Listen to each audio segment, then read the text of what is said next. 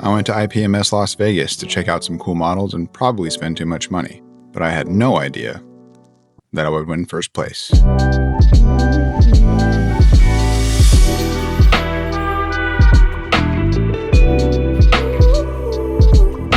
If you have never been to an IPMS show, it's a very simple and fun experience. This one was hosted at the Orleans Hotel and consisted of one big convention room with vendors and models on display. There were hundreds of entries into the contest, and there were 52 categories, everything from planes to dioramas, figures, Gundam, cars, ships, and even some sci-fi stuff. Most of the vendors are people selling their collections or guys who make a business out of selling other people's collections for them. You never know what you're going to find, but if you see something you like, you can probably get it for 50 to 70% of retail. There were also some shops there selling tools, paints, weathering gear, and 3D printed parts. Prices are always up for negotiation, and cash is king. The best part about these shows is the people, and the occasional dog. Everyone is very approachable and very willing to share advice, give feedback, and answer questions. I would argue that the vibe is way more welcoming than your average rivet counting Facebook group. And it's just really awesome to hear stories behind each piece and the minds that created them. My wife and I got to the show as soon as it opened, and I brought my Tamiya ME-109 to put into the 1/48 scale single-engine plane category. I built this plane a while back, and I've always liked it because it represents a lot of firsts for me. It was my first time building a German plane, my first time using oil paints at all, and my first time modeling some serious damage, which I learned from a video that is linked in the description.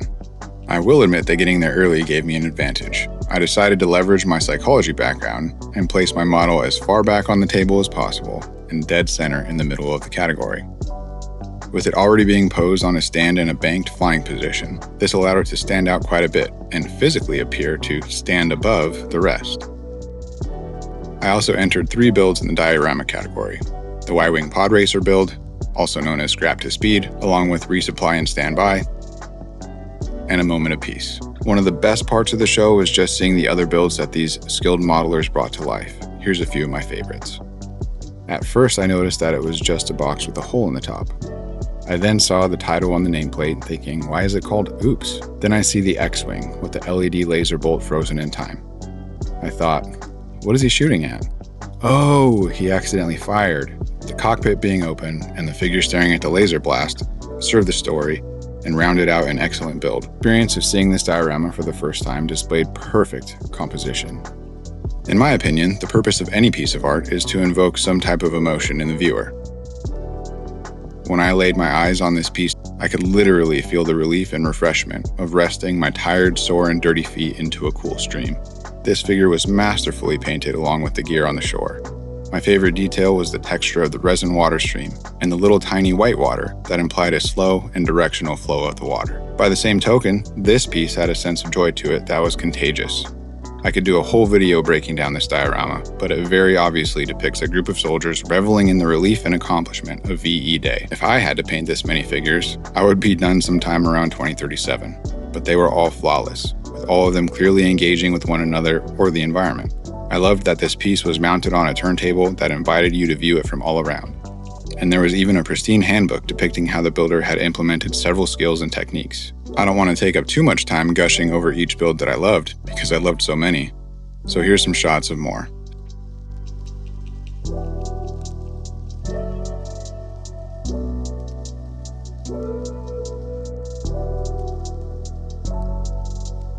Side note, while I was getting shots of these tanks, I totally overheard the judges talking about my plane. I didn't hear or see much else, but it got me excited to at least place. If any of these builds were yours, or if you know whose they are, make sure to comment down below so they get some credit. To be completely honest, I have just as much fun shopping for kits and hobby supplies as I do building. Sometimes even more so. I probably did about 8 laps around the vendor tables, taking hours to scan each kit, looking for anything that sparked some inspiration. I'm not going to go into a full breakdown of everything that I bought, but here's a few standout finds. This AK wet palette, which will hopefully help me level up my figure painting game. This photographer figure set by AK, which I'll be using for an upcoming Tiger tank diorama. A bunch of enamel weathering effects, which were only about $5 a piece. And finally, this gigantic Dragon Models 1/35 scale Leopold kit. I actually negotiated with the seller all day, and as I was walking out of the show, he finally let it go for just $90. A steal for sure. I just have no idea when I'll find the time to build it. At the end of the day, the vendors were packing up and all of the competitors were standing around, tensely waiting for their name to be called, or not.